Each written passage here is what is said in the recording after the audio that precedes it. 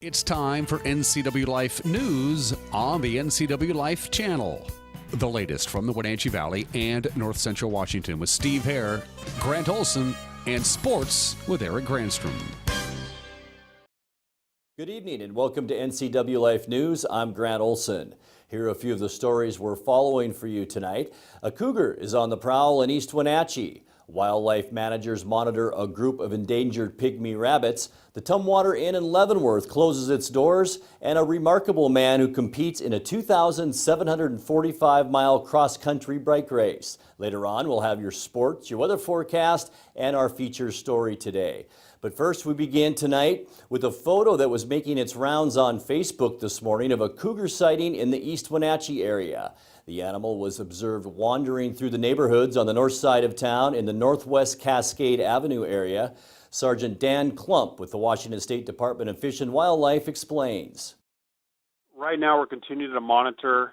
We had the sighting off in the area of Baker last night, and then this morning off of Cascade Avenue and Chaussee Victoria Court. The last confirmed sighting we had was it going toward the river and is near a cherry orchard in that area. So continue to monitor at this time. Klump says trapping the cougar is a challenge given the densely populated area. If you look at the situations of that's beyond a sighting, like if we get a cougar that runs under a deck or it goes into a wooded area that we believe likely that that's where that animal is holding up and we have an opportunity to attempt to capture that animal, then we look at those options. Public safety, not only for the citizens of the area, but also if we bring in a dog or our teams on that, you know, when you get these high residential areas, we got to be cognizant of even the hazards out there that can occur if we're going to attempt to pursue an animal in a residential area. Klump says the hot, dry weather brings the cougars into the valley from the surrounding hillside, seeking water, food, and cool shade. He says there have been no immediate reports of conflicts with humans or pets, but he advises residents to be aware and to take precautions. Wildlife managers are monitoring 32 endangered pygmy rabbits evacuated from a state-managed breeding facility scorched by last week's wildfire near Quincy. They estimate that about 70 other rabbits died the night of June 28th when the Sutherland Canyon fire overran the 10-acre Beasley Hills breeding compound that's operated by the WDFW on property purchased by a private landowner to support the species recovery. State biologists and reserve firefighters from the Wenatchee Field Office of the Bureau of Land Management worked side by side to save as many rabbits as they could the day after the wind-fanned wildfire burned through the area. 3 researchers from the University of Idaho also participated in the rescue effort. Well, it's the end of an era for one of Leavenworth's longtime businesses. The Tumwater Inn Restaurant and Lounge closed its doors Tuesday after 30 years in business. Co-owner Sandy Owens-Carmody shared her thoughts with NCW Life News. To get a letter April 3rd saying we're not going to be able to renew your lease, and so we, my husband and I, Charlie, literally couldn't even wrap our heads around it. We were just so in shock. It was just nothing short of astounding. We hired an attorney and of course talked and tried to figure out what we could do. And even as a last-ditch resort, you know, we asked these folks, gosh, can't you even just let us operate through the end of the year? Because, you know, one of the things we all know about North Central Washington and our tourism towns, whether we look at Chelan or we look at Leavenworth, is for us, the first half of the year, we do minimal business. It actually, I'm on a side street, even though, you know, we're the oldest operating restaurant, but it costs us money to open our doors. And then finally we get to July, and the second half of the year is actually where you make the money in order to carry you through the first half of the year. So it was really a hope, especially for our staff. I wanted them to be able to work through the second half of the year, you know, but at least let them work during the busy time. And if, you know, whatever your plans are in remodeling that space, do it in the winter. Sandy and her husband Charlie have no plans to reopen. Well, coming up, NCW Life's Steve Hare sits down with the local nurse who competes in a bike race that follows the Great Continental Divide. I'm Grant Olson, and you're watching NCW Life News. Stay up to date with what's happening in North Central Washington. Go to the NCW Life community calendar at ncwlife.com. Welcome back. A local nurse at Central Washington Hospital has competed in the Tour Divide 4 times, a 2,745-mile bike race, bringing home first place back in 2015.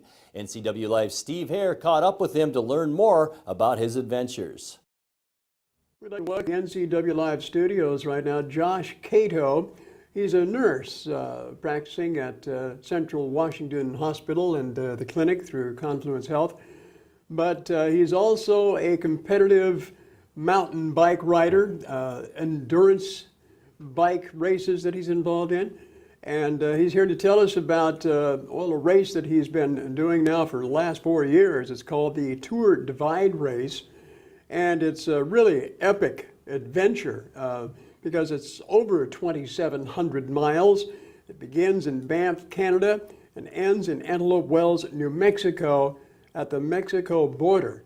Over 2,700 miles. It's a self-supported race. Josh, thanks for joining us. Thank you. What a story you have to tell, because you've done this now 4 times, correct? Well, I've started 4 times. I've finished twice now. Finished twice? Yes. And we'll get into that in a second. But tell us more about this huge Tour Divide race. Well, the Tour Divide started as kind of just a gentleman's agreement of seeing how fast someone could get from Banff to Mexico. And roughly follows the Continental Divide.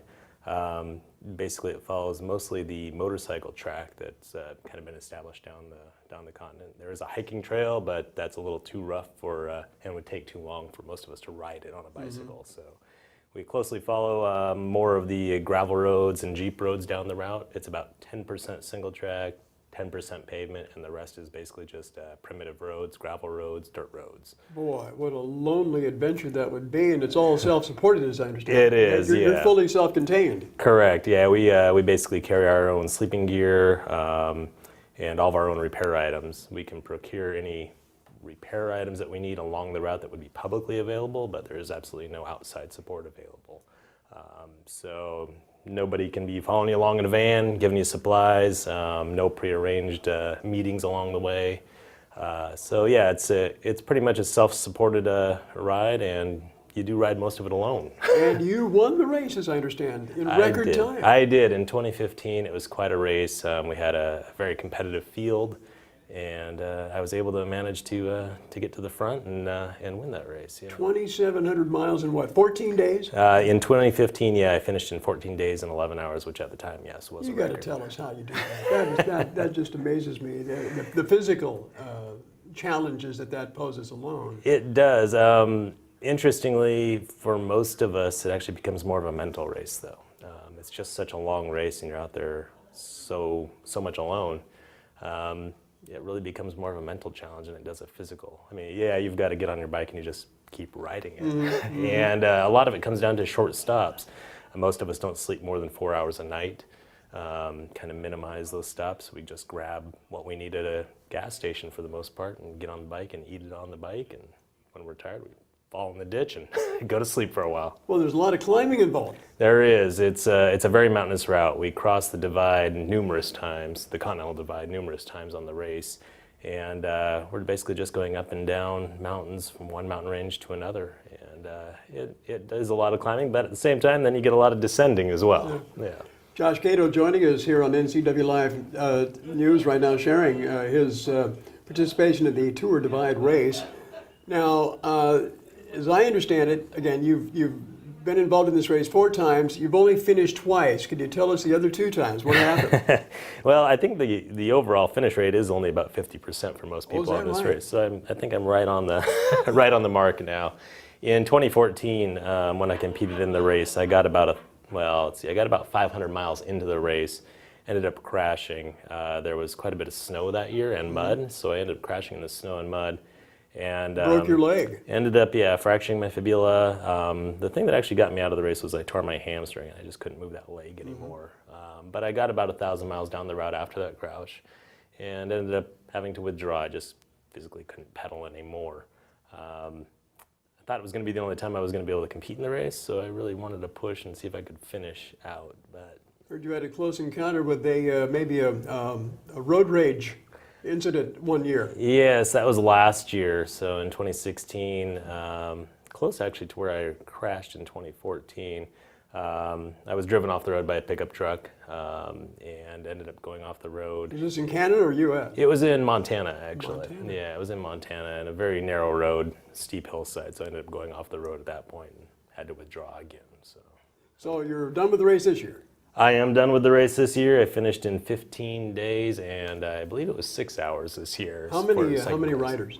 This year we had a record group start. It was almost 200 people starting. No the race. kidding. Yeah.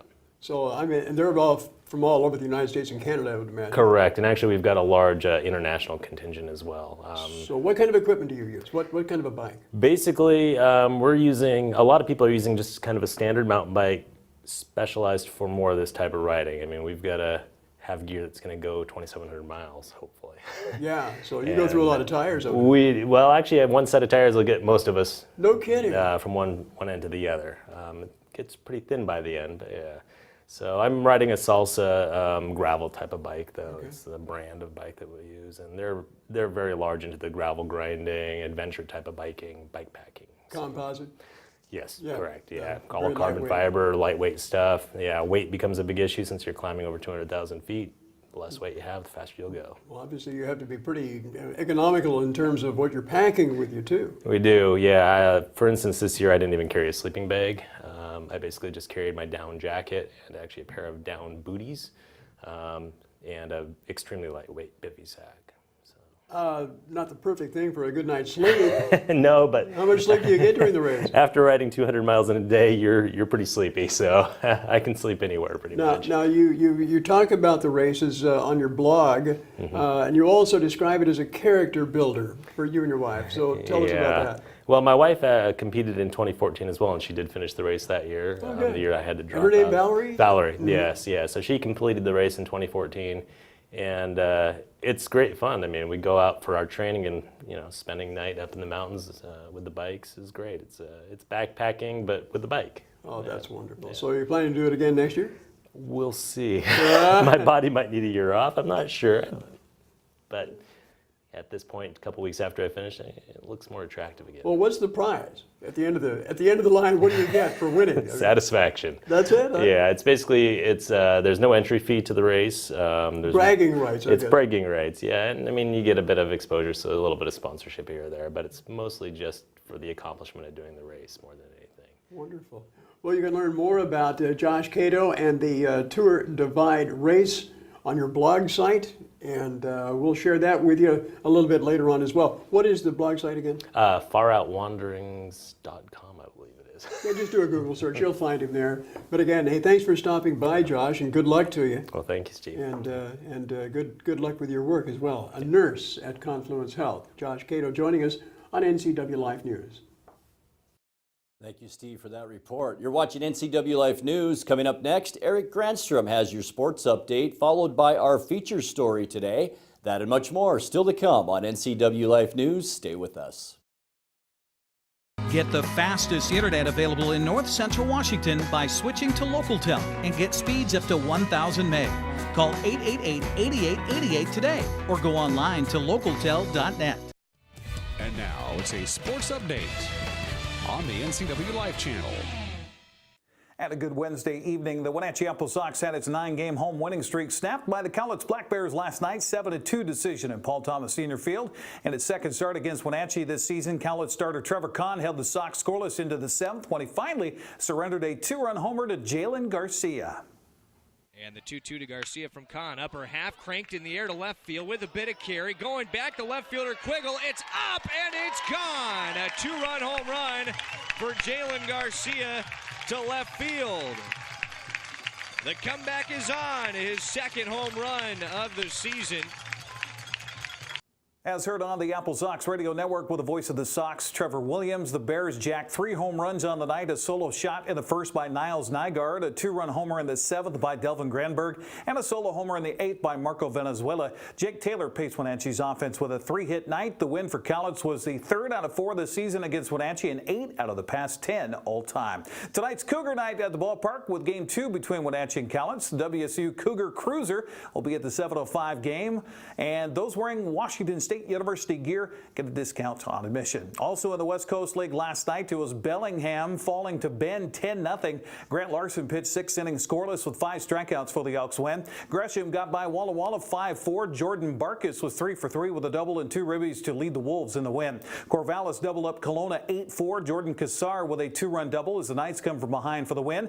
Yakima Valley, the Pippins erased a 6-1 lead after the first inning to come back and beat Victoria 12-6. Nick Playa 3 for 5 with 3 runs in the ball game. North standings, Wenatchee still on top despite the loss last night by that final of 7-2. In other sports news, hundreds of youth tennis players from throughout the Pacific Northwest are playing in the Local Tel Junior Tennis Tournament happening at the Wenatchee Racket and Athletic Club today and tomorrow. Charles Grobler, the head tennis pro at the RAC, had a welcome to those participating posted on the RAC's Facebook page. I want to welcome you to the North Central Washington Local Tel Junior Tennis Tournament at the RAC. We're very excited to have 3 big days of tennis. We had a barbecue last night for all the players, and t-shirts tonight and trophies tomorrow. So this event offers over 50 events. We both the champ level and the challenger level. And so we look forward to a lot of really good players coming in from around the Pacific Northwest, and gives our local players the opportunity to see what's out there and for them to improve their own games. And this is the first step, or the first tournament as part of 3 tournaments. So these players will go on to play in Spokane on Friday, and then they'll go on to play in Yakima next week, Monday. So once again, welcome to the tournament, and good luck to everybody. Thank you. The tournament runs through tomorrow at the RAC. Seattle Mariners second baseman Robinson Cano hit a home run in the top of the 10th inning, giving the American League a 2-1 win over the National League last night. In the Major League Baseball All-Star Game in Miami, the bomb helped Cano win the game's MVP award, which landed him a very cool glass bat, as well as his choice of a Chevy Colorado or a Corvette. He chose the Vet, by the way. Also, just a quick note here, the ESPN 3 will be featuring a game between Central Washington University and Azusa Pacific, October 28th. See our website for more information. With sports, I'm Eric Grandstrom. Grant, back to you. A Northwest cherry industry leader says this year's record crop is selling fast with good grower returns overall. BJ Thurlby with Northwest Cherry says over 600,000 boxes a day are being shipped. Well, we're here in the middle of July, and we've already shipped right about 13 million boxes, and we think we're probably at the 50%, maybe a little bit further than the 50% point in this crop. So far, we've had really good demand in terms of sell-through at the stores from the day one. Our biggest challenge is we just have a really big crop, and on years when we have big crops like this, there's some fruit, for instance, the market is now kind of turning its nose up at smaller fruit, 11.5 row, 12 row, even some 11 row fruit. And so it's my hope that the growers that are left out there are going to be able to, produce a 10.5 row and larger fruit that has firmness, that has size, that has some sugars. And I think that's going to be our best bet moving forward to have success in the remainder of this year. But on a big crop year like this, where everyone has a crop, it's always going to be a challenge, and we knew that. Every grower who's remotely linked into the world knows that we have a big crop this year, and on years like this, it just means a lot of work for all of us through July just to get this fruit moved. And then I think as we move into August, we'll start to see some of the lower ad pricing that we're needing right now start to come up a little bit, and we'll see, I think, a market that will strengthen. And a lot of that will come down to where we are relative to the crop and what the fruit looks like at that point. The harvest is estimated at a little over 25 million boxes of cherries, an all-time record for growers in Washington, Oregon, and Idaho. Well, we'll be back in just a moment with the recap of today's stories and your weather forecast for North Central Washington. Stay up to date with what's happening in North Central Washington. Go to the NCW Life Community Calendar at ncwlife.com. And now for a recap of our top stories tonight. Here's a photo that was making its rounds on Facebook this morning of a cougar sighting in the East Wenatchee area. The animal was observed wandering through neighborhoods on the north side of town in the Northwest Cascade Avenue area. Sergeant Dan Klump with Washington State Department of Fish and Wildlife explains. Right now we're continuing to monitor. We had the sighting off in the area of Baker last night, and then this morning off of Cascade Avenue and Chaussee Victoria Court. The last confirmed sighting we had was it going toward the river and is near a cherry orchard in that area. So continue to monitor at this time. Klump says trapping the cougar is a challenge given the densely populated area. If you look at the situations of that's beyond a sighting, like if we get a cougar that runs under a deck or it goes into a wooded area that we believe likely that that's where that animal is holding up and we have an opportunity to attempt to capture that animal, then we look at those options. Public safety, not only for the citizens of the area, but also if we bring in a dog or our teams on that, when you get these high residential areas, we got to be cognizant of even the hazards out there that can occur if we're going to attempt to pursue an animal in a residential area. Klump also adds that the hot, dry weather brings the cougars into the valley from the surrounding hillside, seeking water, food, and cool shade.